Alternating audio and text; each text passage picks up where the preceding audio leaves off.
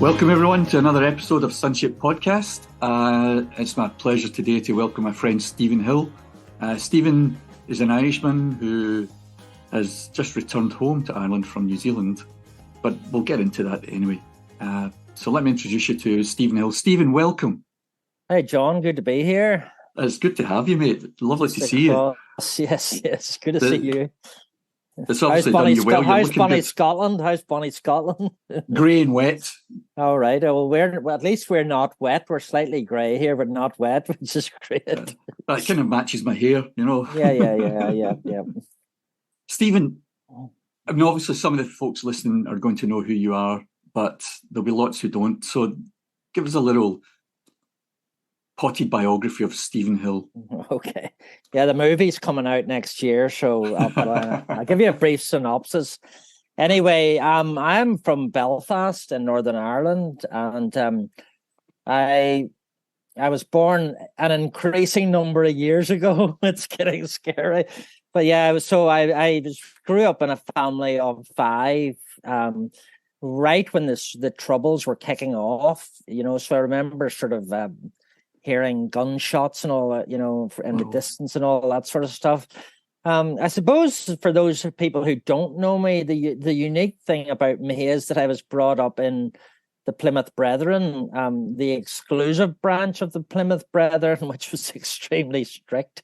Looking back on it, I thought it was normal, but I soon discovered later on that it wasn't, you know. But so I was brought up in that as a young child, and my grandfather was pretty high up in it, although there wasn't actually any hierarchy officially, you know, but he was well respected in it. But so yeah, I was brought up in that, and it obviously had a deep impact on my life because I was brought up going to loads of Christian meetings and stuff like that, you know, on a Sunday, and was brought up without TV or radio. And then when I went to school, there was things that everyone else was allowed to do, but I wasn't allowed to do. So I developed a sort of a pride, but also a shame, which are sort of two sides of the one coin, actually, I've realized. But then, so I sort of evolved through that, was really dedicated to it. I didn't really go through the teenage rebellion. But then when I was in my 20s, I began to get really hungry for something deeper spiritually. And I had a sort of an experience which would have been termed then the baptism of the Spirit, and I found myself in the charismatic movement in a big church in Belfast, Christian Fellowship Church. Robin Mark, who wrote Days of Elijah, was the worship leader there. So I went through all that in the 90s and all. I've had a number of crises. So the big thing then, another huge shift for me was in 2007, where I hit a wall and burnt out. And my Christianity that I thought was sort of mature, spirit-led, anointed, sort of hit the wall, and it didn't fizzle out. It went out with a bang, really, because of some circumstances in my life. And I found myself in a sort of a sexual connection with someone that I'd known years ago. I mean, I was a single person at the time, but it was a big wake-up call for me because the other person was married and lived in England. But so it was a huge sort of shock to me. But I realized that there was nothing internally in me. There was nothing to stop me just falling headlong into the temptation. And that around that time, someone introduced me to the teaching of James Jordan, and I wasn't really that impressed with it. It was a CD, but over a period of time, and in this deepening spiral of crisis in my life, I really began to something sort of got into me there, and then this is sort of coming to the end of the brief potted history. Then I began to just sort of look at the website of this ministry called Father Heart Ministries that James Jordan was involved in. And I saw this thing in New Zealand, 3-month school. And I was actually really bored with a lot of Christian stuff, you know. But some of the stuff they were talking about sort of caught my interest a little bit. And I applied to go to it, not thinking I would actually be accepted, but I actually, to my surprise, was accepted. So I had to make a sort of a life-changing choice and sign up for this thing in 2008. And it was a 3 months over in New Zealand. And I had a sort of a profound shift there, more emotionally than theologically in a sense, but it was connected in sort of theologically, I suppose. But so I really came into, I had a deep psychological healing, John, and a sort of a paradigm shift to go with that. And so since that, I then sort of came back to Belfast in a state of what I would only call bliss, extreme bliss. And I worked for about a year, and then I was invited back out to staff on the next school out in New Zealand. So I went back out there, and that's where I met Becky, who I'm now married to. And I've sort of been in New Zealand ever since that, and been involved with James and Denise Jordan and sort of things like ghostwriting their books, and then written some of my own. And then, so I've been there right up until the very end of last year when we returned here to Belfast as a family, back to my home place. But obviously, for Becky, my wife, she's a New Zealander. And we have 2 children, Jacob, who's 11, and Jesse, who's 9. And they were born in New Zealand, so they're back here. So that sort of brings us up to date with the broad brush of where I'm at. Wow. Yeah, so, I mean, I can only imagine the detail. Yes, I know there's a huge amount of detail. Yes, yeah, exactly. But I'm interested in something you said, Stephen. You spoke about the 2 sides of the coin of shame and pride. How did those things manifest in your life? Well, for example, they started manifesting in the like of school when I wasn't allowed to do some things that I really wanted to do, because I was always really interested in literature, and drama and stuff like that. But I wasn't allowed to do those because they were sort of seen as worldly, with inverted commas, and because literature is always a huge threat to people who don't, So, and I'm not blaming my father anymore. I've actually I don't feel bitterness at all about that, but that was the reality. And then we weren't allowed to go to school assemblies or do religious education classes, you see.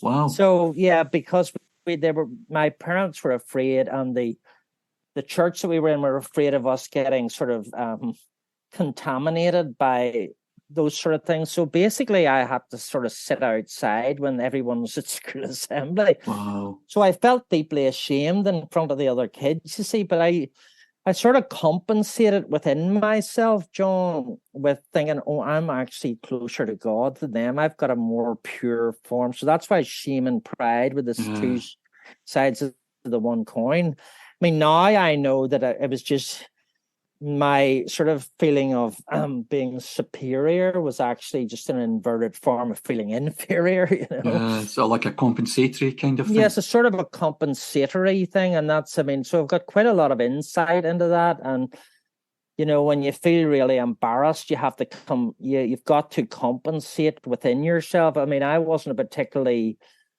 boisterous or dominant kid, so I didn't fight against the other kids or that, but so I put all that stuff inside myself. And I suppose for many years that was sort of my default drug, if you like, was to get a high on this feeling of religious superiority.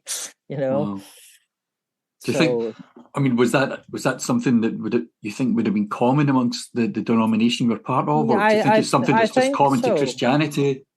Probably the answer is yes to all of that. I mean, I think I've got to be absolutely honest and say that a lot.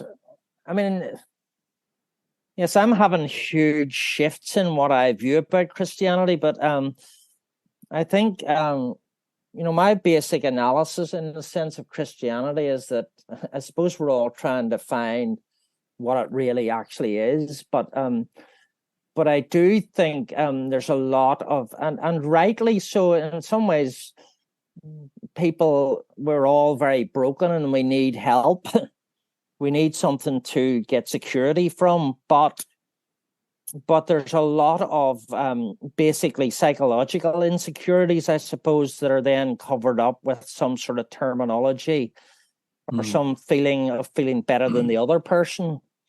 And I think that actually goes for right and left wing political or whatever. I don't think anybody necessarily, if you take things over a broad span, maybe the fundamentalists in a sense have had the they've been able to feel superior and it's things are shifting now, but I don't necessarily believe.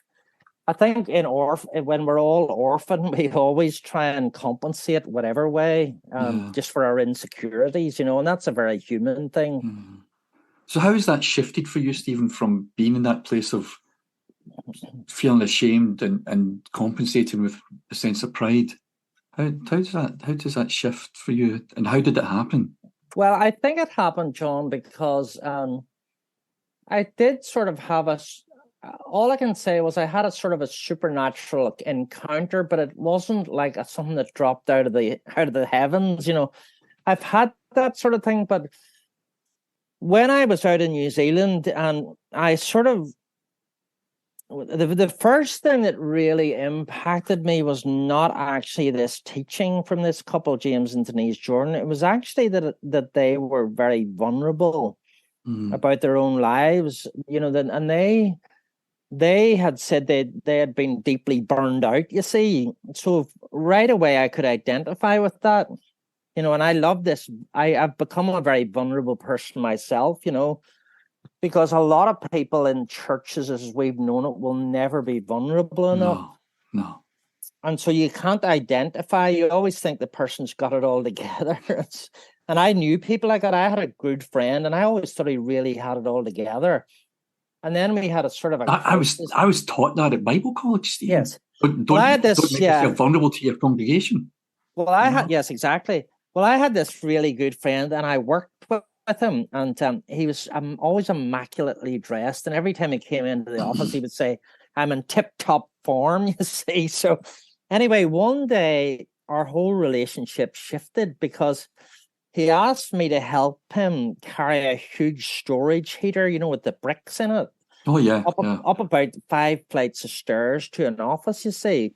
Crikey. And halfway, it was the heaviest thing I've ever carried, you see, and halfway up the stairs I sort of stumbled. And we were so extreme in our discomfort physically, and he sort of shouted at me, and I swore back at him, you see. But by the time I got to the top of the stairs, our whole relationship was transformed. Wow. Because that whole thing that veneer had broken down. Yeah. But he then told me, and this is my point, he then told me a while later that he was actually bipolar. Wow.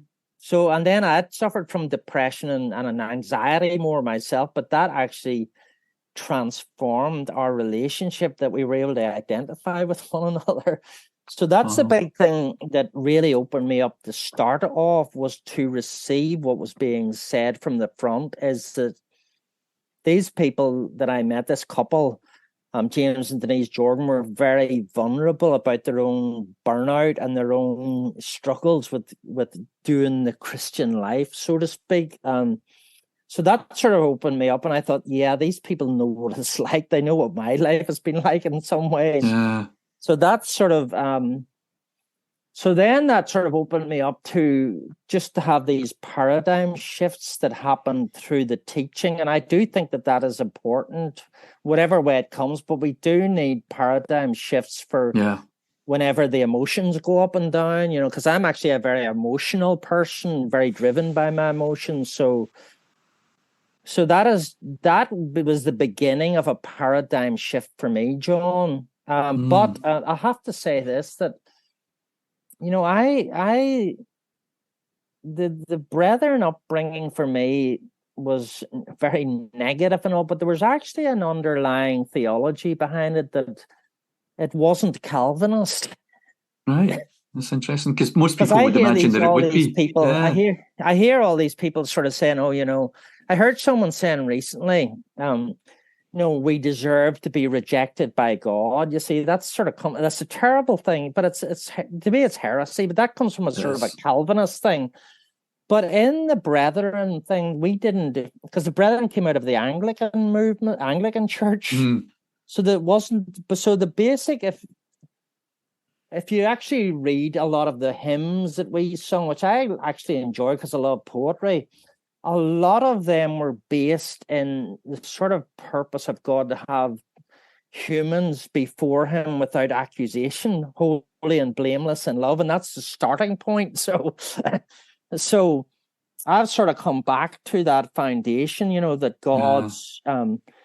that God's disposition towards us is actually, the beginning point is that he actually wants us and that we do deserve to be loved by him, and so that's why I've sort of written that latest book. I was going to say, you wrote a book called "You Deserve the Love of God," haven't you? Yes, because I started winding me up this thing. These people singing stuff, you love us so much, but we don't deserve it, And my kids would never think that, we don't deserve to be loved by Dad, So that's why I wrote that book, and it's still.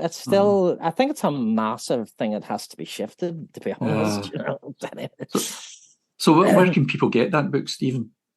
Well, off Amazon, or else you can get it off my own website, which is www.ancientfuture.co.nz.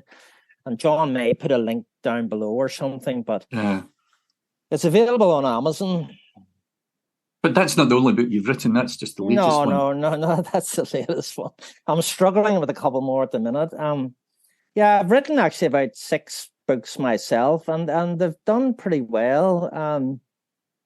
So I've just written more out of my own stuff, and a lot of it's very biblical in a sense, because I just happen to sort of know the Bible quite well. Just from my, I've had to get as much revelation as in it, but I knew it well enough because I've got a very retentive mind for literature and stuff, and I've always really loved reading. So I don't to be fair with the Brethren, overplay. Yes, I don't want to overplay that, But yes, you're right. But with the Brethren, that's a huge thing. Yes, exactly. The Bible, know the Bible, stand on the Word. Yeah, true. So it was good for a pub quiz. But I'm having huge shifts in how I read it, and I have read quite a bit of theology over the years, but I don't do that so much now. I'm trying to get more of my own perspective on things, but I'm determined to sort of face the Bible and wrestle with it. I sort of know enough now that I've had a love-hate relationship with the Bible. In many ways I still do, but I do think we have to understand it. It's almost like I use this illustration quite recently that the Bible in a way is like nature. It's not simple, right? No. Some parts of it are dangerous. Some parts of it are very nice, so you could go out and look at a huge big wave sea, but the Bible's like that. And so we can't really claim to understand all of it, but I'm sort of determined. Well, not determined, but I'm. It's something that I cannot move away from. It's just so I can't brush it under the carpet. I can't ignore it, but yet I don't accept so much that has been said about it. So that's why I started writing a lot about it, and I'm trying to get into these biblical books to try and make some sort of sense, because the old evangelical arguments don't hold any water anymore. Yeah. But yet for me, you can't dismiss these ancient texts out of hand either, So that I'm sort of caught in the middle of that. The old evangelical arguments in the Bible, just they don't hold water. We can't use them, but yet at the same time, for me personally, we cannot just throw the thing out because I don't believe we can dismiss the ancient because the ancients are a lot more intelligent. Whether the ancient First Nations people or the ancient Hebrew writers, you know what I mean. Yeah, I think we make the mistake of thinking, well, they were ignorant back then, No, I don't think so. I and they think, weren't. yeah, That that's you a know, very arrogant way of thinking. I actually think, apart from the religious thing, I mean, the engineering knowledge of the ancient oh, Egyptians and all, they knew a yeah, lot more than what we know. And yeah, the relationship between nature, creation, and the human person, they knew a lot more. So I'm a little bit cynical of the Enlightenment and of yes, scientific advances. And I think the whole COVID thing has shown up science to have gone as far as it can. So we do need to, I do think personally, I'm very interested in wrestling with ancient wisdom. So that's sort of the way I would approach the Bible in a yeah, sense, is that these ancient people knew some that we don't know. yeah, But yeah. yet I don't take that sort of evangelical view of it either. So I'm trying to find a way in between the two. Yeah, it's interesting. So, I read something recently where someone said, you know, a lot of people know their Bible, but they don't understand what it's saying. yeah, true, true. And I So love I that. do, yes. I And I love that do saying. read, I have read a lot of theologians, a very wide. So I'm quite in terms of reading, I'm not insecure.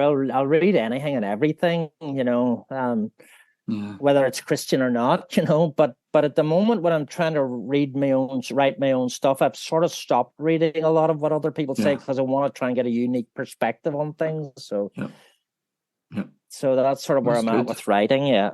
Oh, I look forward to seeing what comes out of that then. Yeah. Well, I was talking to my friend and yours, Jim Hall, the other day. We had Oh, yeah. about 3 hours with him, about just a couple of days ago. And I was telling him about my book in John's Gospel, you see, and said, it's got a lot of really good reviews, you see, but it's sort of hanging like a big shadow over me. I'm scared to put another book. And he said to me, because Jim's a real music fan, he says to me, it's like Yes. Van Morrison's Astral Weeks, this sort of album, so I'm Yeah. sort of this sort of How do you follow that? exactly, John. That's what I'm struggling with. So I've got a lot of good insight, but I'm just desperate to get the words to, and I suppose you're a sort of a prolific writer now Yeah, yourself. but you get insecure about it, thinking, Oh, you do? Yes, exactly. really? Yes, I know. Yes, is Yeah. there some way I can put that differently? Kind of sex that up to make it sort of more appealing. Because the worst, and you would know this, the worst thing for a writer is to be boring. Oh, Doesn't yeah. matter. Oh, my goodness. No. But you mentioned something before about when we're all orphaned. Yes. What did you mean by that, Stephen? Well, again, I mean, this is the sort of one of the default paradigms that I came to realize through listening to James Jordan, that basically the whole of creation has lost connection with the source, the father, mother, if you like, that original parent, and that's at a deep level in many ways, physically, psychologically, spiritually, emotionally. I suppose to use it's sort of like almost like an archetype, if you like. It's like this deep sense of being disconnected and having no source, and so that's as the ancient text would say, which I say instead of now the Bible, as the ancient text would have said, where Jesus said in this ancient text, "I do not leave you as orphans." So basically, the default for many of us in our experiences that we've lost connection with the source. But I'm now beginning to see that before that we actually did belong, so we have to rediscover that the very foundational status of creation and the human race is a state of belonging, not orphanness, Yeah. And that's where all these Calvinists and all get it so wrong, because they begin with the fall, if you like, but that's not the beginning. They begin with the cosmic disruption, but actually the beginning point, I believe, is a place of belonging, not division. It's unity is at the beginning. So that's where we. So well, that makes sense. That makes sense of Paul's plea for reconciliation, then, doesn't it? It does, John. It does. I mean, and the more I read people like Paul through my own perspective of feeling a belonging now. I see so much in different ways. These guys. So I mean, and some of the stuff I'm writing about is that if you look at things through the perspective and the paradigm of feeling loved and feeling a belonging, you can see it popping out all over the place. Rather than a feeling of being deeply disconnected. And I do think we all have to come back to this the basic idea that, and Christianity is to blame for a lot of this, but we're actually much closer connected to nature, the animals, the birds, the trees, and all, than what we think. Yeah. Anyway, definitely. Yeah. So I'm even beginning to see that. The more I speak to people, Stephen, the more I'm understanding that. Yes. That people feel the connection when they're out in the woods and there's no one else around, exactly. or they're sitting on the shore watching the waves, and they feel it creates some sense of being part of something huge. Yes, so I think we have to close that. We have to close that gap again. And so my journey has been a journey of closing the gaps. And also, I've sort of come to reconcile with my own self, my own humanness, which I tried to run away from for many, many years. So that's, I mean, it's fascinating to talk about all this stuff. How do you mean, Stephen? Like your own humanness? Well, you see, again, in that book, You Deserve the Love of God, I say that in 2008, I began to have two reconciliations, a sort of a double reconciliation. I was reconciled with God as a loving God, you see, but I also, the flip side of that was I began to be reconciled with myself. I began to just accept myself and have a healthy, I suppose you could say, a healthy self-image, So I began to integrate more with my own human self, Wow. So I began to integrate more, and I love to say I began to face my shadow and my dark side and not trying to escape from it, Yeah. So that's one of the things that I've been on a huge journey with John, to get rid of this sort of split. I had a sort of a split down my personality, if you like, between the sacred and the secular, the holy and the profane, but that's all coming together now in a more of a harmony. Well, I guess Christianity or any religion does that, doesn't it? But you need to be holy, you need to whatever, and but that there are these parts of you that are not holy. No, true. You have sexual fantasies, or you have unnatural desires, or you just want to eat too much, or drink too much, exactly. That creates the shame then, doesn't it? And there's also an inner violence with that in most religion. That so, for example, if I have an addiction, which I suppose I have, but more in terms of, say, eating too much or sugar or something. Yeah.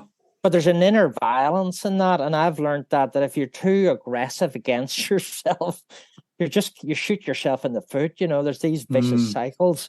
Excuse me. There's these vicious cycles you go into. So but a lot of this stuff comes from without getting too much into it, a lot of the ancient peoples and the Hebrew peoples and all didn't think this way. We've been very influenced too by Western ways of thinking. Yeah. You know what I mean? And sort of Greek philosophy and all that stuff. So people didn't really think in the same ways as we think. So I mean, that's been a big eye opener to me. That so much of our influence and my own influence was nothing to do with religion or God. It was sort of in the culture as well. Yeah. Well, because the Hebrews saw themselves much more as an integrated whole, didn't they? They did. You say they did. They saw everything in terms of relationship, not they did as in them necessarily. Yes, exactly. Yeah, and it's all again. A lot of our Christianity has been far too much up in the head about what you think or what you believe, and it's sort of in your mind. But we haven't a clue how to make it embodied in any way. Yeah. So fascinating. Wow. Yeah. So this is these are just ways that I'm sort of thinking at the moment a bit. but I think this is the thing, Stephen, is when we start to voice the things that we're thinking, we start to discover that there are other people on that same path, yes, on that same track, maybe in different places, but because I think sometimes when you start to come into these paradigm shifts, you think you're alone.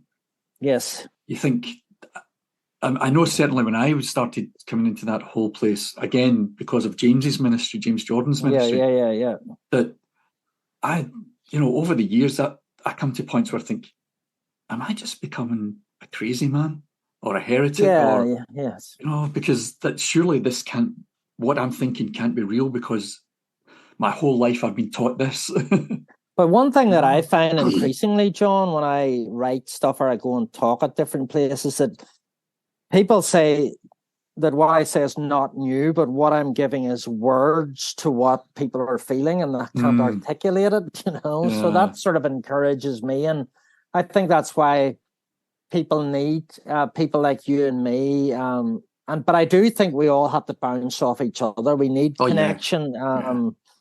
So therefore, when you and me chat, we can just immediately fall into a connection and, we can sort of understand each other, So I think there's a lot of safety in that. I think actually it's dangerous when, this is why I'm very much against people, one person hogging everything. I think there's a much greater safety in the equality of the group. Yes. On a flattened. That's why hierarchies are actually very dangerous to me, because everyone's held hostage to one person, and their understanding. Whereas in a group and a balance of things, I don't even like the word truth, but the reality exists in the relationship between you, me, and others. So that's the problem, isn't it? A lot of our theology, a lot of our doctrines and beliefs have been created not out of relationship, but out of the mind. Yes, exactly. Yeah, and then you find that they don't work in reality because they don't fit into relationship paradigms. That's right. And again, that's been my journey. And I know a lot of people, and I don't blame them, who have sort of given up because. And I don't blame them at all. I think it's actually quite a healthy thing because whatever they had believed in their mind has not actually been able to be transferred into real life, Yeah. So. Yeah. And it becomes, I think it's interesting when, again, I remember, I don't know who came out with it, but, someone said, like, I've just become disillusioned with church and Christianity. And the reply that was given to them was, well, what was the illusion that you believed? Yes, yeah. But at the same time, I do believe there is a truth there.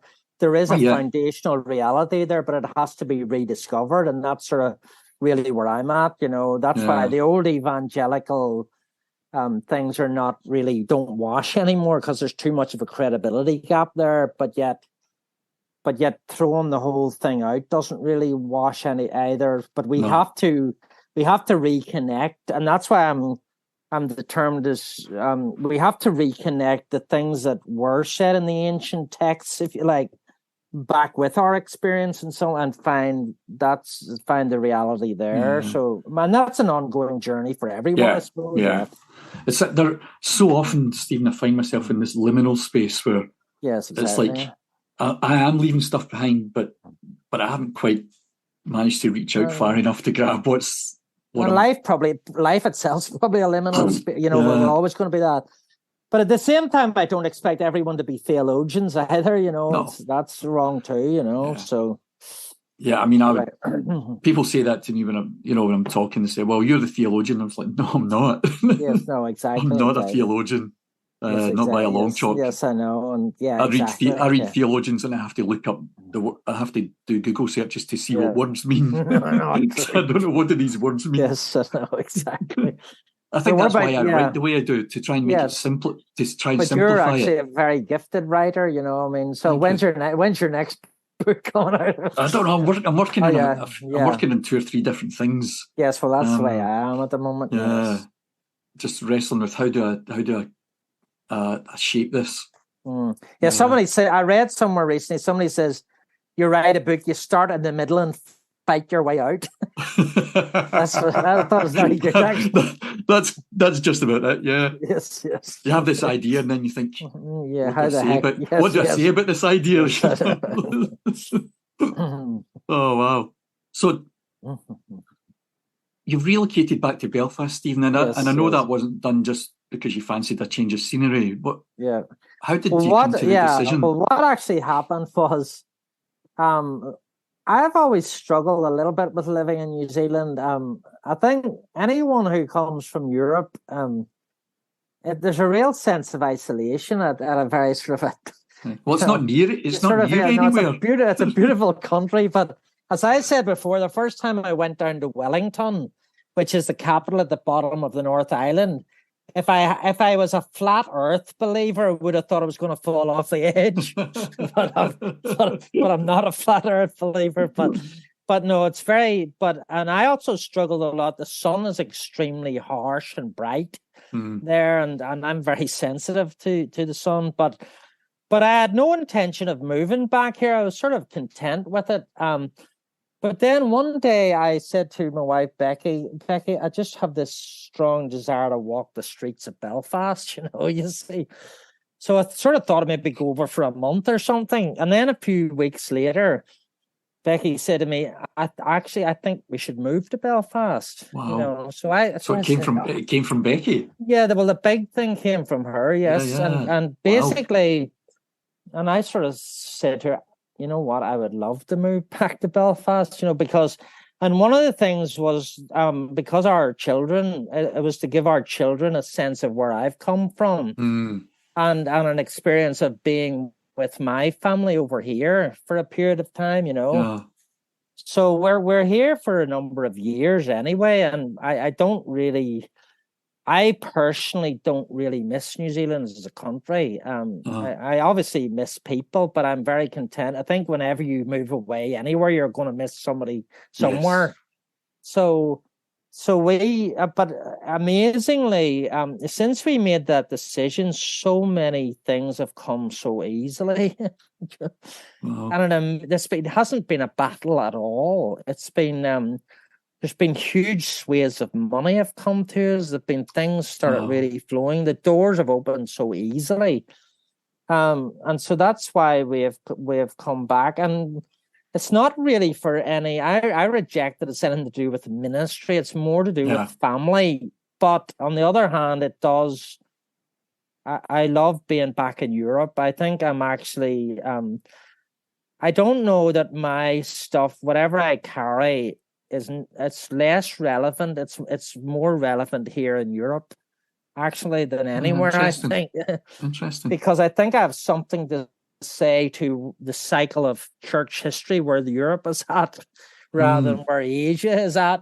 So I think whatever I have is something to say in these sort of post-evangelical, post-charismatic eras and stuff. That's more where I fit in, and that's where I feel it's something to say. Yeah. And in places like, and I've been to Asia and all, they're lovely people, but I was not sure that they actually got what I was saying or that I was able to. So I think I'm sort of ideally fitted to where everyone is, where Europe is at. And so being here actually gives me a lot more access easily to just jump on a flight to Holland or Norway or whatever, or go to Scotland or something. But I'm not, but also we would like to try and just bed ourselves back into Ireland here. Well, that's the thing, isn't it? I mean, like, you can reach anywhere in Europe within 4 or 5 hours. No, it's just fantastic. Yes, the furthest reaches, you're 4 or 5 hours. From New Zealand, you're talking 16, 17, 18 hours. Exactly. Yes, exactly. And I always had to stay overnight in Hong Kong or Singapore, so it's very, very difficult. So and Europe is really, I suppose, where my heart really is. And even though Becky misses her family and all, and I don't want to speak on her behalf, but it has been proved. I actually think coming to Ireland has helped to draw, because Becky's a very creative person, and Belfast is actually a very creative place. Yes. So it's helping to draw something out of her that she wouldn't really get expression in New Zealand, Yeah. Oh, that's So interesting. That's yeah, very yeah. interesting. And I think the Yeah. same will be for the kids. I mean, the kids are young, but I think that they will find that being in Belfast will bring out parts of them that New Zealand can't bring out. That's interesting. Yeah. So Wow. yeah. And I mean, you were saying, New Zealand's a beautiful country and all that, but when you look properly at Ireland, and Northern Ireland and Southern Ireland, Yes, it's exactly. gorgeous. It's Well, yes, gorgeous. when the sun's out, there's nowhere Yeah. nicer. Well, maybe Scotland, but and places like Norway are lovely. But I think Northern Ireland and Scotland are very similar, even in oh, well, landscape they and are. Oh, everything. yes, they are. Yeah. So but I mean, I really love it here, and the family. My wife Becky says for the first time in her life she can actually look up at the sky because the sky is so bright in New Zealand. You've got to keep your eyes Yeah, down. But yeah, I found that. Becky really loves. She's a bit of an artist, and she really loves the skies here. The Oh, sort of she'll get difference. great light for drawing and painting Oh, then. it's fantastic! And Yeah. now that the as we say here, the nights are on the turn, that things are getting brighter again. It's she loves looking at it. So. Oh, so we've talked a little bit in general about what's been happening with you and the shift that's going on. I mean, is there anything specific that's stirring your heart right now, Steve? I think, yeah, I do think that what is stirring in my heart, Sean, is it's actually I'm not sure where to put all this, but I really love this whole thing. I want to see people empowered. I want to sort of discover a community, I suppose spiritual community in some ways that where there's a sort of an egalitarianism in a sense, but that all people's giftings come out. And I'm not sure if I've got the ability for that, but it's really big on my heart. I would love to sort of, I suppose I'd love to sort of express myself more within a sort of a local community, but I'm not convinced that, and I'm not sure how Christian to make it. I mean, this is a little bit controversial, but I do wonder now. Like I'm not really trying to convert anyone in a sense. I'm more trying to convert myself. But I almost think by default, we're all Christian in that sense. I don't like that word, but I said something recently that I don't really believe Christianity is something that we buy into or we have to convert to.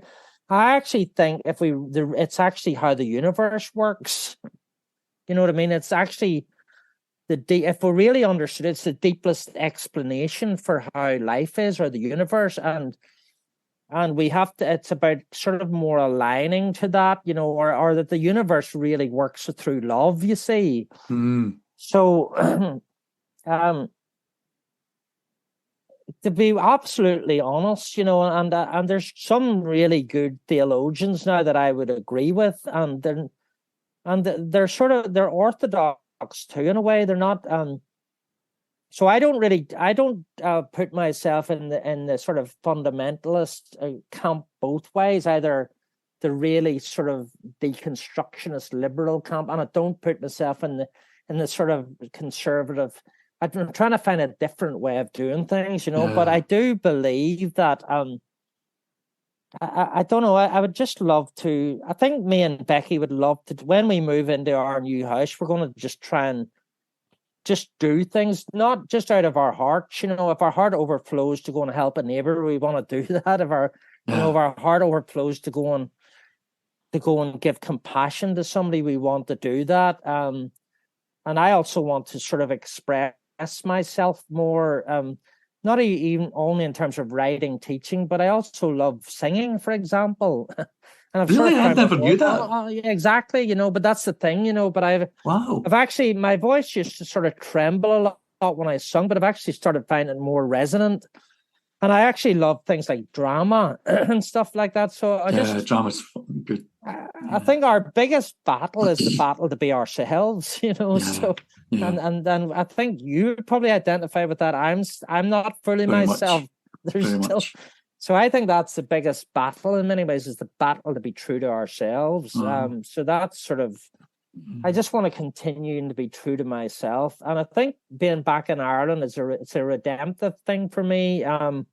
That I can come back and live here without the old divisions within myself, the old dichotomies, that I can go and explore things because I want to explore them, that I can live without the shame, and stuff like that, that I can live a redeemed and reconciled life, Wow. And that I can speak clearly to people that I was ashamed and sort of put on airs and graces to before, or what you would call fig leaves, or even told lies to people, or not spoke really the truth, and dressed it up in religious ways, but it was actually lies, Yeah. But to be back here is just to be living more authentically.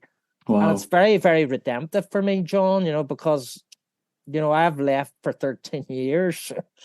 And when I left, I hadn't been living authentically, probably ever, but now I'm sort of seeking to redress that and sort of live more authentically. And I think when you start to do that, Stephen, because I'm kind of in a similar place to you, where it's like, as you start to be that person, yes, that's when you desire community more. Yes, exactly. Because I'm the same. I'm thinking like, okay, how do we do this? Because I don't want to start a Christian church or Christian gathering, but I want to have a community around me where we can talk about spiritual stuff. Yes, exactly, John. That's exactly where I'm at. So it's quite interesting. Yeah. Yeah. So I think we're all on the cusp of this sort of thing. We're all looking at this. And I'm long enough in the tooth now where I'm not going to do anything out of it. I'm not trying to build anything or put hooks into people, Yeah. I just want to be authentic, really, and then liberate other people to be authentic. Yeah. So I think the first realization on the whole authenticity thing for me was reading some of Brené Brown's stuff. Oh yeah. She's big on that authenticity and vulnerability. Yes. And that really frightened the life out of me. Yes, it is. Being authentic and being vulnerable. Well, that's what I'm sort of even facing. I think we always have to sort of step into these areas that frighten the life out of us, And again, it's sort of I think it's going to be an ongoing thing, but again, I've learned to recognize fear, but to not allow it to hold me back, to step into the space where fear is and see some shift, Because I was very fascinated with your podcast with Fiona last week. I thought it was fantastic. I loved it. And some of the things that Fiona was saying, that, the big question is, will this give me life, And that's sort of where I'm at. I remember when she talked about that, and that just blew my mind. She asked me, "Do you think this is God?" And I was like, "That's the voice of the Father right there." Yes,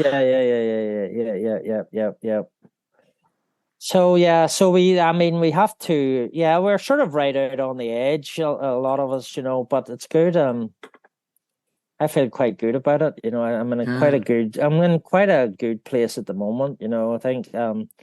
I feel a lot more secure, I suppose, with being back in the place that's familiar to me, and everybody has the same sense of humor and all, Yeah. So the boots on the other foot a little bit for Becky and the kids. They've had to adjust more, but they're doing pretty well, But I feel quite I feel good about being back here.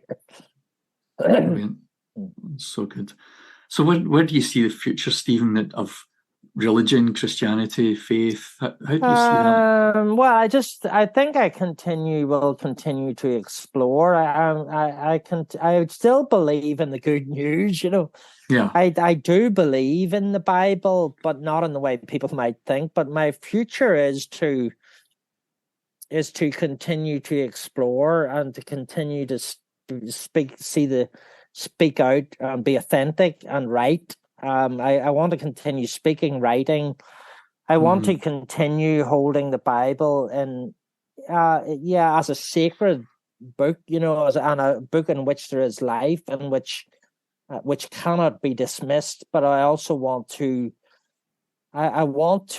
spend a life really in getting revelation and interpreting the Bible from a completely different perspective, from a place of love, basically, or being loved.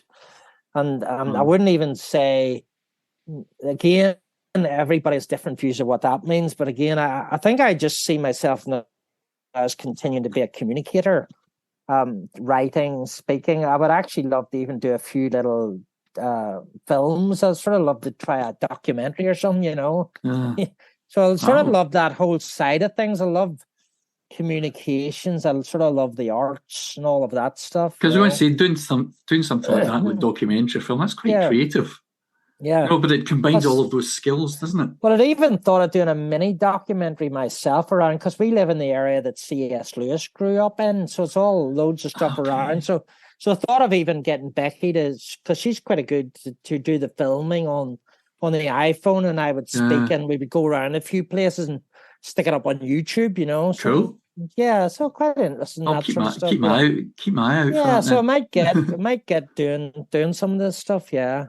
Wow, that's awesome. Yeah, so that's sort of where I'm at, and then obviously being a dad it's a challenge too and a joy. But I mean, my son's sort of on the going towards teenage, and it shows, you know. But it's great, you know. Yeah, but he's starting to talk back and all, which is great, you know. But so yeah, it's just going through all that and all. Wow. You know, Wow. So you would see love as the foundation then, Stephen? Yes, I do see love as the foundation. Yeah. But yeah, love, I mean, again, I suppose it's open to interpretation, isn't it? But yes, and I don't think it's a carte blanche either, you know, I've got to say. I don't think it's a sort of just, you know, love. Oh, I think it's much deeper and than we believe, and it is an open interpretation. But yet, and even you and me may have different interpretations. But to me, that shouldn't stop us connecting either. You know, we have to ride the waves of all these things, and because, you know, if you look at nature, you know, the trees coexist.